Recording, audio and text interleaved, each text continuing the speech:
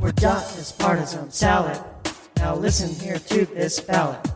We've seemed to arrive all the way to season 5. Space Croutons have been all around. Now we're homeward bound. Just give us the countdown. 5, 4, 3, 2, 1. Space Croutons, Curdy. Space Croutons, SALI. Space Croutons, Space Croutons. Sigourney Weaver. Who? Everybody's doing it. Here we go again with the show that doesn't end. Space Croutons, your #1 place to hear tales of strangeness and wackativity with some of the nicest people and AI personalities around. This is Curdy. And this is SALI. Saying welcome, friends. It's good to have you. We have a real whopper of a show today, Curdy, so I suggest we get right to a word from our sponsor. Sounds good to me, Sally. Push the button. Yes, we all know that man and dinosaur did not inhabit the Earth at the same time. But we say, why let a 65 million year gap stop us anymore? Debuting next week on Benefactor's reality television channel, Jurassic Rodeo. That's right. Tired of the same old bronc riding and cattle roping at a regular run-of-the-mill rodeo? Well, then we think you're gonna love watching our brave, or are they crazy, cowboys trying to ride a wild Tyrannosaurus Rex just above their tiny little arms, or lassoing a speeding velociraptor while avoiding their talons of death. You've never seen a roundup quite like this. So tune in to watch, or apply to be a contestant if you've got the guts. Jurassic Rodeo, broadcasting live every Thursday, or at least until someone dies in the saddle. Don't miss it. All participants must sign a waiver releasing BRTC from any and all liability for injury or loss of cowboy hats. Jurassic Rodeo. Yeehaw! Well, Sally, that's a good reminder that it can be a big, bad, cruel world out there. And that brains and brawn seldom go hand in hand. I guess. So, ready for today's story? Roses are red, violets are blue. Boy, we've really got a great story for you. Did you just slip Sally's Poetry Corner into the episode? One and done, Curdy. And your ingenuity is so noted. Okay, how about our story now? Pushing the button. Call me Prospero. That's my online ID and my byline du jour. I am an experienced investigative reporter working for an online news service called the American Chronicle. Once upon a time, I worked for a regular news rag, back when the Fourth Estate meant something. I broke stories of local and national interest more than once. But then the oligarchs bought up the free media because they could, and transformed our job into a regurgitation of what they want us, the public, to see as the truth. I couldn't stomach being told what angle would be best for the bottom line and their friends in high places. So I left looking for a place where integrity still matters. And that's what led me here to the Chronicle. And my editor, Sharwin Showerlink. Yeah, we all use faux monikers, just in case.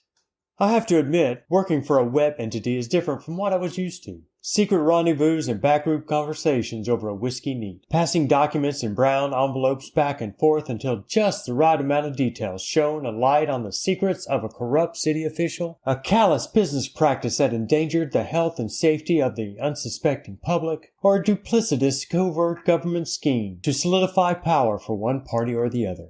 Instead, online you get a steady stream of crackpots and weirdos with time on their hands and imaginations without limits. In fact, here at the Chronicle, we monitor several of the busier conspiracy sites out there because you know what? As Cher puts it, what if one of those weirdos is actually right one of these days and has info that actually leads us to something big? That's our ticket to the big leagues. So listening in on kooks has become a big part of my job, sifting through cyber distress for that one lead my digital nose tells me to follow. So now, I guess I'll deal. It started with me being called into Sharwin's office, which in today's world really means she beeped me on the computer while I was pouring 2% on my morning bowl of shredded wheat. Yes, I am the 1.5 dozen who still eats that stingy yellow cardboardy pillow-shaped excuse for fiber. Mainly because the doc said that I need more. And also because nothing really tastes good since I lost my taste buds to whiskey in my youth. Be that as it may, the notification startled me, and milk splashed all over the counter. In my defense, it is unusual for Charwin to call. She is quite satisfied to let me work from home, and let me make contact when I have a story ready for posting. I sat the bowl and the dripping carton in the sink, grabbed a paper towel from my hands, and quickly sidled deskward, more to stop the infernal pulse than in eagerness to interact with my editor. Side note, I record my calls. Standard operating procedure, so you can listen to the call. Oh, hello, Props. You look awful. She, of course, was referring to the robe, jukebox, the Ghost concert t-shirt, and warm brown terry cloth shorts, staring her in the monitor. My standard attire unless I planned some rogue interaction of my own. In this case, I had not. You called me, you pays your money, you takes your chances. What gives with you? You done with that money laundering piece with the former Attorney General? Yeah, looks like your standard cash, power, elitist expose that thanks to me, the cops can no longer ignore. So they'll take it and take credit for it as always. I'll file the docs later today for your go-over and release. That's why you're bothering me on my half day. Well, have I told you lately that I think you're one kick in the pants reporter? You've never told me that, Char. Well, consider yourself kicked, Props. You deserve it. Thanks? So what do you want? There's a story I want you to take on. Might be nothing, but who knows? If it might be nothing, I'm not interested. Besides, I've got some days coming. I'm thinking maybe Barbados. Barbados can wait. Yeah, but can I? Just look into this, and if it's nothing, we'll spring for your airplane seat. And if it's something? If it's something, then I'm doing you a favor. Maybe you'll owe me an airplane seat and a couple of cocktails. I'll still pass. I like finding my own stories. I think you'll want this one. It's got you written all over it. What makes you say that? It's weird. What? You offering me a story to investigate? No, the story. It's weird. So? You're weird. Perfect match. You're not going to let up, are you? Really? Why me? Because you don't let up. I've got a feeling that's what's needed here. Well, I guess it can't hurt to hear you out. But I'm not saying yes. Not yet. Check your email. I sent the details 10 minutes ago. Hang on. Here you are. What the heck is Prospiracies? Open the attachment. Okay, it says they faked the moon landing. I don't get it. That conspiracy theory was debunked decades ago. Plenty of proof to the contrary. The landing modules, the moon buggies, the flags, all still there. And the moon rocks they brought back. Not anymore. Huh? According to Dr. Dooney Wilton, NASA scientist at the Lunar Curation Facility, Johnson Space Center, the moon rocks, they're gone. So someone stole the moon rocks? That sounds like a job for the police or the FBI. That's what I thought too at the start. But before I could call anyone, something weird happened. Who are you? Prospero, meet Dr. Dooney Wilton, NASA scientist. She checks out, Props. A pleasure, Dr. Wilton. But I don't see how some purloined loonstones meet the requirements for a news expose, much less fits in the weird category. That's just it. They weren't taken. Security footage shows that 1 minute they were there, and the next they weren't. Someone doctored the footage. NASA security checked it. The video wasn't altered in any way, and there's more. Oh, do tell. While security checked the video, I went through our data archives for details about the rocks, descriptions, measurements, elemental analyses of the samples to assist in our investigation. And? And there wasn't any. What do you mean there wasn't any? Someone erased the data archives? No, there's still data in the archives, but it's not data about the moon rocks. Look, just spill whatever you're going to tell me. I'm getting tired of this dance around. The data I found in the archive files about the rocks collected during the moon landing missions is different from what I used to reference in my work. And what it says is that there are rocks from those missions, but their elemental makeup is not that of moon rocks. Their makeup is that of Earth rocks. So there are moon rocks in the display case, but they're fake? Yes, but they match the data in the archive. So in one sense, the data is correct about the rocks. That's what's so weird. Switching the rocks is one thing, but why would you change the data, which would alert any number of scientists to the theft? See what I mean, Props? Weird. And there's more. That's where Prospiracies comes in. Are they new? Not new exactly. We've been keeping an eye on them for a while, but they recently changed their name. They used to be True North. Small time, nothing original or inspiring, until the name changed 3 months ago. As Prospiracies, they rebranded and posted a new version of the fake moon landing theory, saying that they have new proof that we never went to the moon and could provide that proof within 60 days. And then, 58 days later, they posted photos on their site of these same new fake moon rocks, along with the new elemental data from NASA's archives. And 2 days after that, we noticed the difference at the curation facility. Is there anything else you've noticed? Yes. Prospiracy's list of evidence specified that if you took pictures of the moon now, you would find nothing from Earth. So we checked new satellite photos of the moon's surface. They show no signs of anything left during the lunar missions by the astronauts. No buggies, no flags, no footprints. Now that would be a trick worthy of David Copperfield. It's not funny, Props. Well, Dr. Wilton, you have succeeded in piquing my interest. So, goodbye, Barbados? And hello, Prospiracies.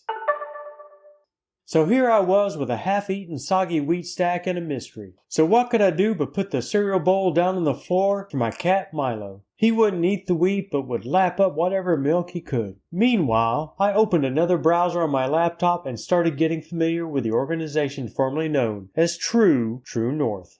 It would appear that along with the recent name change, they also had a new leader, going by the name of Mea Culpa. I set up a profile to get into their chat room under Bull Rider Buck. I figured I would monitor them for a bit, then see how to make a more direct contact. What I didn't count on was a new member's welcome greeting from Mia herself as soon as I entered the chat. Her message read, "Welcome, Bull Rider. To be part of our discussion, you're required to activate your camera and microphone. We need to see and hear each other for security reasons. If for any reason you do not agree to this, you will be permanently locked out of the site. We hope you agree and join in." Under my breath I chuckled, glad I didn't change clothes. As I clicked the button to activate my camera and mic for the chat, immediately my screen filled with 4 small rectangles showing other members of the group as I joined the conversation.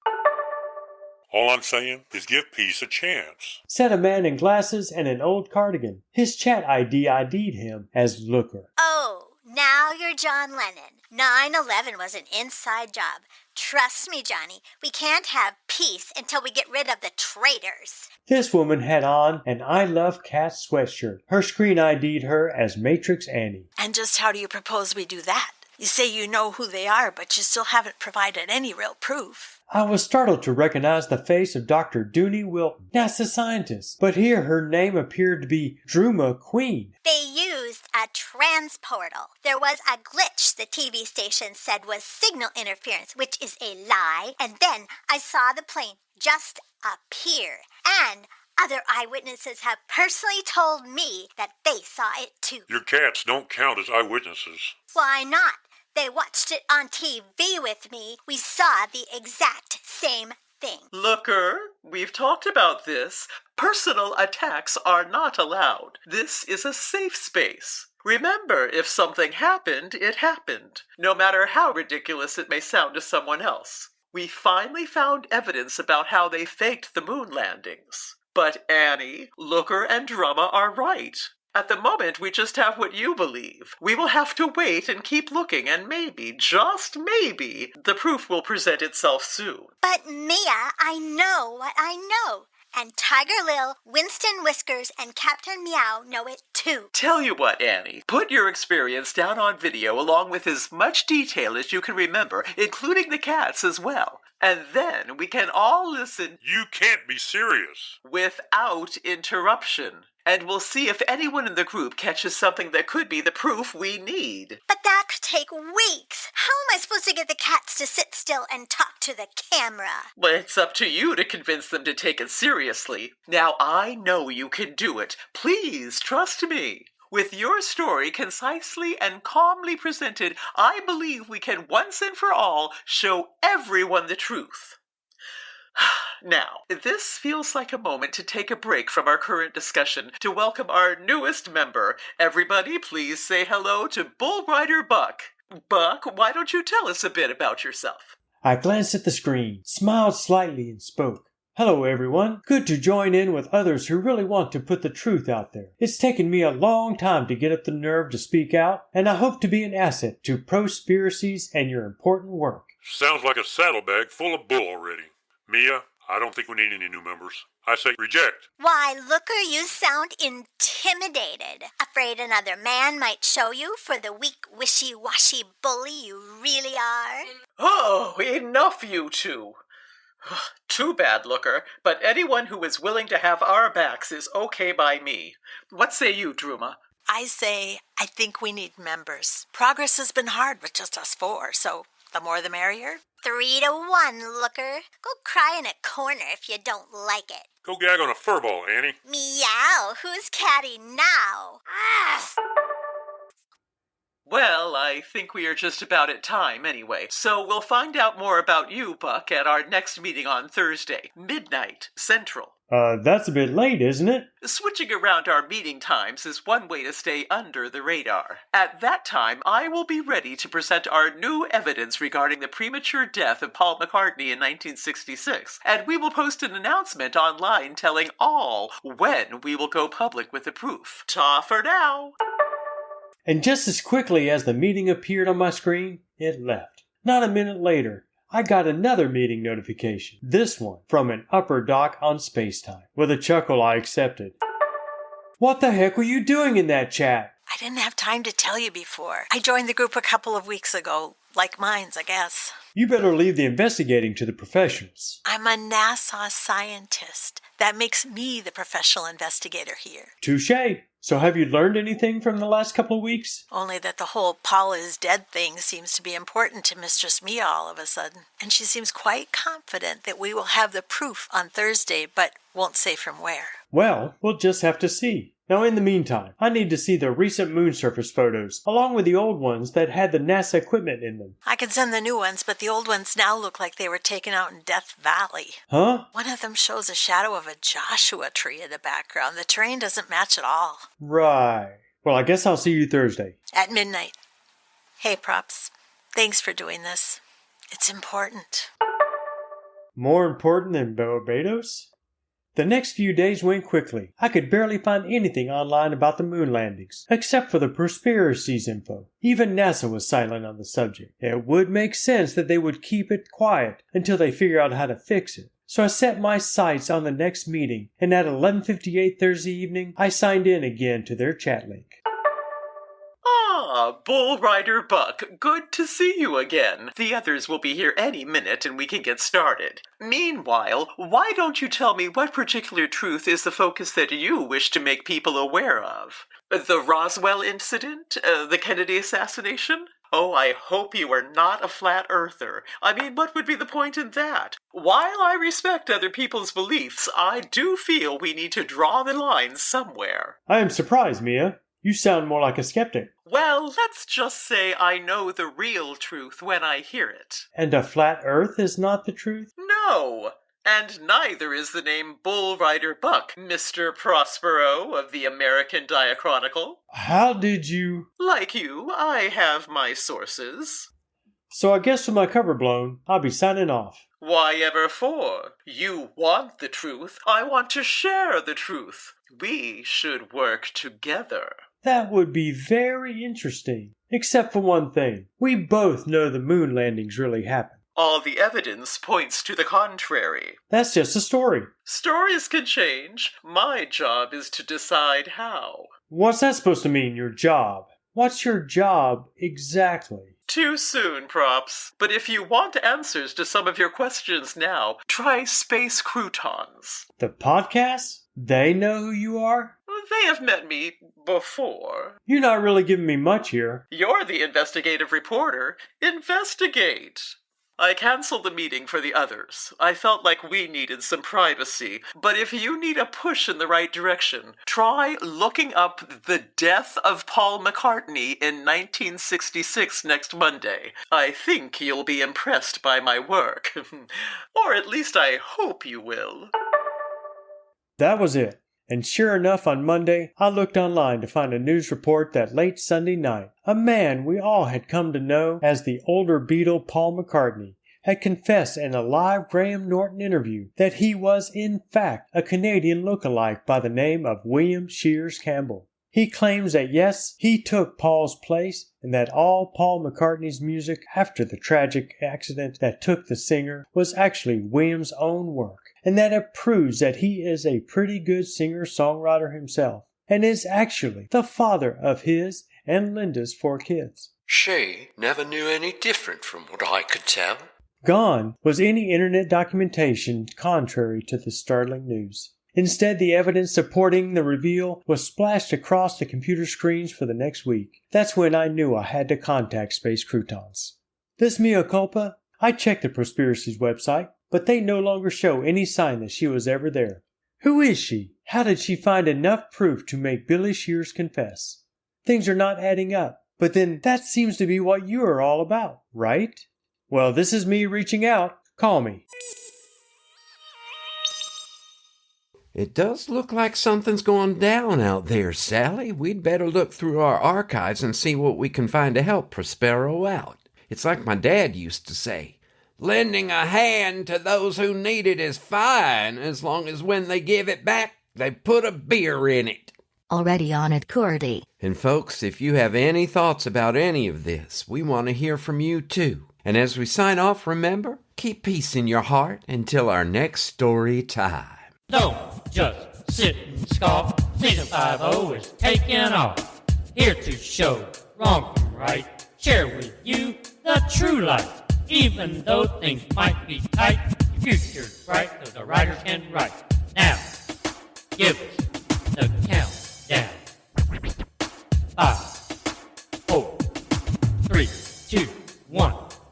Space Croutons, Curdy.